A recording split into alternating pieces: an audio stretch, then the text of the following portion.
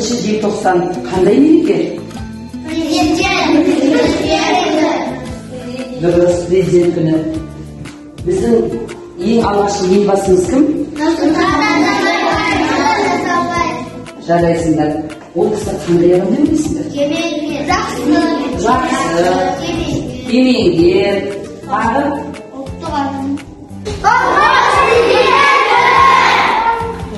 Елбасы ол кім? Елбасы деген Нұрсұлтан Назарбаев Әбішұлы. Елбасы ол елінің жүрегі. Ол кемеңгер адам. Елбасы ол ұлтының ұлары.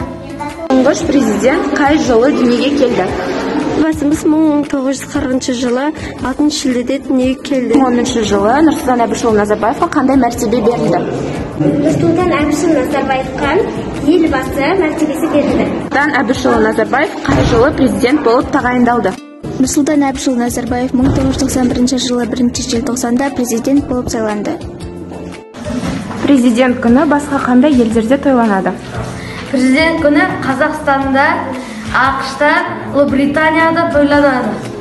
Ауыр күнді артымызға тастауы, қиын сәтте қиындықтан қашпауы, тілім, дінім, ұлтым қайта көгерген елбасымыз Нұрсұлтанның бастауы.